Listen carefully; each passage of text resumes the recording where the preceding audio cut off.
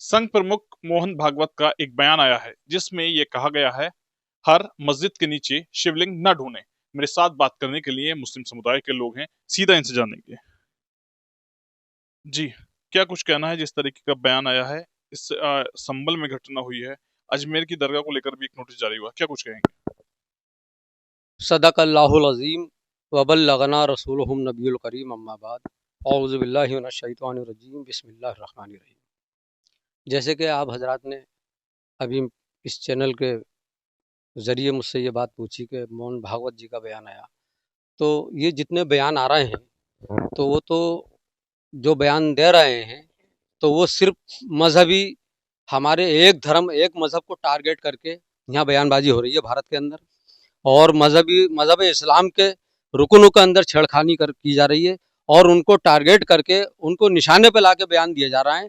मस्जिद, मदरसे, खानकाहें, बुजुर्गान दीन के आस्थाने, कोई चीज़ छोड़ी नहीं जा रही। हम ये पूछना चाहते हैं कि हमारी भारत की सरकार के चलाने वालों को क्या हो गया, जो ये लोग बयान दे रहे हैं, याचिकाएं डाल रहे हैं, इनको ऊपर क्यों उनकी बंदित नहीं की जा रही, इनको मतलब ये रोका नहीं जा रहा है? क्या हम ये माने कि सरकार करा रही है काम? क्या सेंटर की सूबाई सेंटर की सरकारें ये काम करा रही हैं? क्यों कि हमारे यहाँ से अगर मजहबी रुकन के हिसाब से कोई मजहबी मुफ्ती आलिम अगर बोलते हैं तो उनको पर अटैक लगाई जाती है, उनको धाराओं में संगीन धाराओं में कैद किया जाता है, जेलों में डाला जाता है। और एक अदना सा आदमी जो गैर मुस्लिम है, जो हमारा भाई है, वो इस किस्म की हरकत कर रहा है, जो भारत के माहौल को बिगाड़ रहा है, भारत की सरजमीन के आब हवा को बिगाड़ने का काम कर रहा है। हमें बहुत दुख है हमारे मजहबी रुकन को, मजहबी स्थलों को, हमारी मस्जिद मदरसों को, खानकाहों को और हमारे बुजुर्गान दीन का आस्थानों को। आज हमारे हुजूर हजरत सैयदना ख्वाजा मोइनुद्दीन चिश्ती रहमतुल्लाह ताला अलैह के दरबार के ऊपर भी याचिका डाली गई। हमें ये कल्बी तकलीफ पहुंची है और हमारे सूफी और तमाम बुजुर्गान दीन को और तमाम हमारे बुजुर्गों को, हमारे बुजुर्गों को तकलीफ पहुंची है, हमारे आलिम मुफ्तियों को तकलीफ पहुंच रही है और तकलीफ पहुंचाने का काम किया जा रहा है। हम अपनी भारत की सरकार से गुजारिश करते हैं कि वो ऐसा काम ना कराएं और ना करें। अगर इनसे नहीं होता तो हम सुप्रीम कोर्ट और हाई कोर्ट के जजों से ये अपील करते हैं बहुत अदब के साथ कि वो इसको अपने संज्ञान में लेकर के देखें, क्योंकि अभी तक सुप्रीम कोर्ट का जो फैसला आए हैं हमारे लिए अच्छा आए हैं। एक बाबरी मस्जिद दे दी, अब अगर बाबरी मस्जिद दे दी तो इसका मतलब ये कि सारी मस्जिद दे दी जाए, सब मस्जिदों के अंदर मूर्तियां निकलेंगी, सारी मस्जिदों के अंदर मतलब ये कि सारे मतलब ये मंदिर ही निकलेंगे, ऐसा नहीं है। ये राजपाट सब ने चलाया है, सब ने दिया है, हमारे बादशाहों ने, मुगल जो शासन के जो चलाने वाले थे उन्होंने भी मंदिर बनवाए, उन्होंने भी जो गैर मुस्लिम हजरात थे उनके लिए उनकी आस्थाओं की जगह बनवाई जो आज तक बनी हुई है। तो हमारा कहना यह है कि भारत की सरकार को देखना चाहिए। खास तौर से मैं अपील करता हूँ सुप्रीम कोर्ट के जजों से कि वो इसको देखें। हमें तमाम मुसलमानों ने अब तक उनका इस्तकबाल किया है, उनकी सराहना की है और हम आगे को भी करते रहेंगे इंशाअल्लाह ताला। हमें पूरा पूरा यकीन है कि सुप्रीम कोर्ट इसमें कोई ना कोई अच्छा फैसला लेगी और मुसलमानों के लिए अच्छे फैसला आएंगे। बस मैं सिर्फ ये कहना चाहता हूँ। जी, जिस तरीके से जजमेंट आया है, क्या कुछ कहेंगे?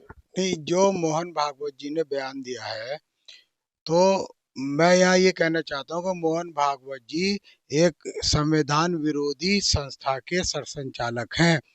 हमारे हिंदुस्तान का जो आइन है, ये मुल्क जो चलेगा किसी संस्था के कहने से नहीं चलेगा, संविधान से चलेगा। और संविधान हमें इस बात की इजाज़त देता है कि हम अपनी इबादत गाहों की हिफाजत करें, हम अपने धर्म का प्रचार प्रसार करें। और जो कानून सन 1991 में धर्म स्थल विधेयक बना, अगर मोहन भागवत जी ईमानदार हैं तो वो ये कहें कि बीजेपी सरकार ईमानदारी से काम करे और अपने संविधान को अपना काम करने दे, उसके तहत करें। जो धर्म स्थल विधेयक बिल है, उसके तहत किसी भी सन 1947 के बाद जितनी भी इबादत गाहें, चाहे वो गुरुद्वारे हों, मंदिर हों या मस्जिद हों या गिरजाघर हों, उनकी ना तो उनका रिलीजन बदलेगा, ना उनका फेथ बदलेगा और ना ही उनके नक्शे बदलेंगे। उस कानून पे अमल होना चाहिए। अगर उस कानून पे अमल नहीं होता है, उसके साथ बेईमानी होती है और ये बेईमानी हो चुकी। चंद्रचूड़ जी जो हमारे सुप्रीम चीफ जस्टिस थे, उन्होंने इस जो ज्ञानवापी मस्जिद का उन्होंने कहा कि इसका सर्वे कर लो, वहीं उसी दिन उस कानून की धज्जी उड़ा दी गई उनके जरिए से। कि ये जो योगी जी हैं, मोदी जी हैं और आरएसएस के जो प्रमुख हैं मोहन भागवत जी, इनमें आपस में भी नूरा कुश्ती कंपटीशन चल रहा है और जिसको लेकर ये मुसलमानों को बलि का बकरा बना रहे हैं। हमारी मस्जिदों को टारगेट करते हैं, फिर वहाँ दंगा कराते हैं और फिर मुसलमानों को कहते हैं हत्या की जाती, मारा जाता है और फिर कह दिया जाता है कि ये तो लोग फना थे। बिल्कुल गलत है। मुसलमानों के ऊपर खुला जुल्म हो रहा है, ज्यादती हो रही है। और ये सिर्फ क्या है कि कौन बादशाह बने। अब योगी जी चाहते हैं कि मोदी जी को हटा के मैं बनूं, तो वो टारगेट किसको कर रहा है? मुसलमानों को, क्योंकि मुसलमान सिर्फ एक खिलौना बना दिया है, एक बलि का बकरा बनाकर छोड़ दिया है इन्होंने। तो मैं ये कहना चाहता हूँ और दूसरी बात, ये जो दो दो ही व्यक्ति हैं, एक कहते हैं वो जो पिटीशन डालते हैं सुप्रीम कोर्ट के वकील, क्या नाम है उनका ना, जैन जी, विष्णु जैन जी, विष्णु जैन और उनका बेटा, दोनों ही हर जगह ये पिटीशन डालेंगे। क्या कोई ये उनसे सवाल पूछना चाहता? मोहन भागवत का बयान भी यही था कि हर मस्जिद के नीचे मंदिर न ढूंढे। हाँ, तो ये तो सवाल उठता है कि ये क्या नहीं, जो आरएसएस के लोग हैं और ये जजेस हैं, अब अपने आका की बात क्यों नहीं मानते?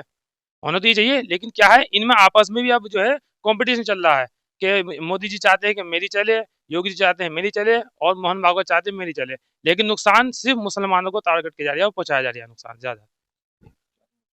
अजमेर की दरगाह को लेकर इस तरीके से पिटीशन फाइल की गई है, क्या कुछ सोचते हैं? देखिए, ये सब सोचे समझे साजिश है। जैसे कि आपने बहराइच में भी देखा और आपने संभल में भी देखा कि बहराइच में बिल्कुल क्लियर दिखाया है कि एक बहुत साजिश के साथ वहाँ पे कत्लेआम किया गया हैगा और इनकी हिम्मत अफजाई यूं ही हो रही है कि उनके खिलाफ कोई कार्रवाई नहीं हो पाती। वो इकरारी भी हैं कि हमने ऐसे किया है, फिर भी कोई उन पर कार्रवाई नहीं होती। ऐसे ही संभल में आप देखेंगे ढाडा जो लोग बांधे हुए हैं, वो तो ऐसा लगता है कुछ ना किसी संगठन से के लोग हैं वो, और इनमें कुछ लोग ऐसे भी होते हैं जो पत्थरबाजी करके और निकल जाते हैं और मासूम लोगों पर पड़ जाती है। हम मोहन भागवत जी का स्वागत करते हैं, उनके विचारों के अच्छे, हम बहुत अच्छे हमने मतलब सोचा था कि मोहन भागवत ने जब ये बात कही है तो ये सब चीज़ें दूर हो जाएंगी और देश के अंदर एक शांति और अमन बनी रहेगी और ये जो नए नए कानून बना रहे हैं या कुछ कर रहे हैं उससे हम सब निजात पा जाएंगे। लेकिन ये जब फिर दो मस्जिदों पर और खान पर उस पर आया हमारा अजमेर पे, उससे फिर लग रहा है कि कहीं ना कहीं भागवत जी की भी कुछ मिली भगत लगती है। तो मैं कहना चाहता हूँ आपके माध्यम से कि ऐसा ना करें, देश के जो आज़ादी है, देश की जो भाईचारा है उसको बरकरार रखें, लेकिन ये हमें सबको मिल भर कर करना चाहिए और साथ चलना चाहिए।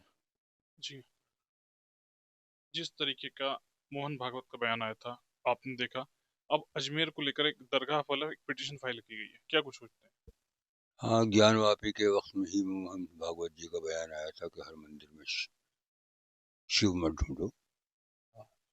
एक फिल्म आई थी मुर्दे की जान खतरे में, ये फिल्म आई थी कि मुर्दे की जान खतरे में। हमारी पोजीशन यही है, हम कितना भी चीख लें, हम एक मुर्दा कौम है। यकीन मानिए, हमारे दो पक्ष थे संभल के फसाद में। एक वो पक्ष था जो अड्डे चला रहा था, एक वो पक्ष था जो गोलियां चला रहा था। ड्रोन के जरिए अड्डे क्यों ढूंढे जा रहे हैं? वो लोग जो कातिल थे वो फिर ड्यूटी पे मौजूद है, वो मौजूद है ड्यूटी पे, उन्हीं को लगाया गया है। एक भी यानी कि ट्रांसफर भी नहीं करने की कोशिश करी कि थोड़ा सा, उन्हें कोई डर नहीं है हमसे, मुर्दों से किसी तरीके का कोई डर नहीं होता। वो चाहते ही ये हैं, उनकी सियासत इस पर ही आधारित है।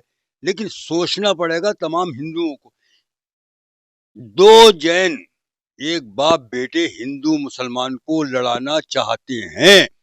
मेरी ये समझ में नहीं आती इस पहलू पे क्यों गौर नहीं किया जा रहा कि दो जैन, और यूं कहना चाहिए कि इतिहास बताता है कि जैनियों के मंदिर तोड़ के, बौद्धों के मंदिर तोड़ के आर्यन ने मंदिर बनाए, ये हिस्ट्री बताती है। ये दो जैन भाई, क्या कोई काबिल वकील नहीं है हिंदुओं में जो पटिशन डाले? ये एक सोची समझी के तहत जैन कर रहे हैं और हम तो मुर्दा कौम है।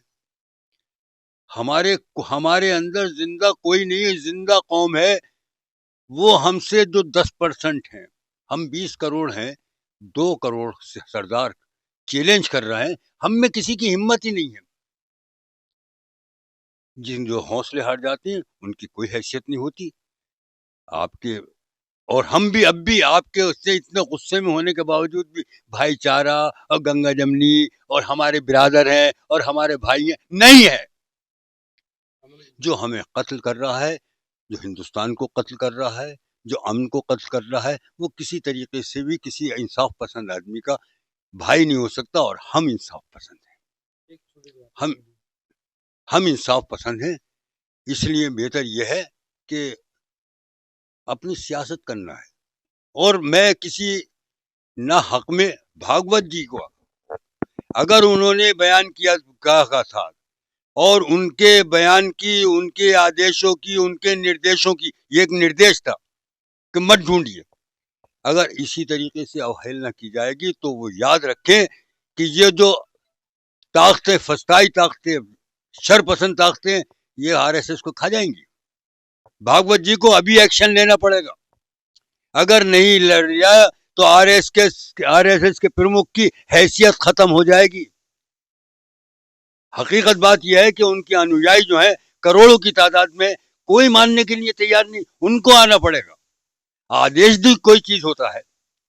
इस जज का आदेश था, एक डिस्ट्रिक्ट जज का आदेश आया, उसी के आदेश के पालन में तो आज भी फोर्स लगी हुई है।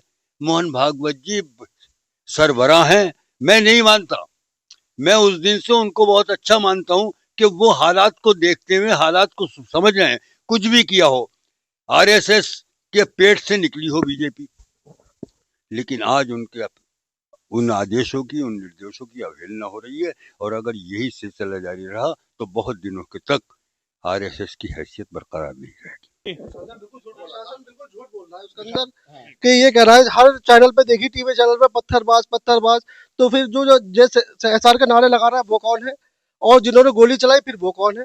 पुलिस सीधा इसमें जो पोस्टमार्टम रिपोर्ट है, पोस्टमार्टम रिपोर्ट मुरादाबाद के मंडल आयुक्त ने बताया है देसी तमंचों से फायरिंग हुई है, उससे उसमें मौत हुई है।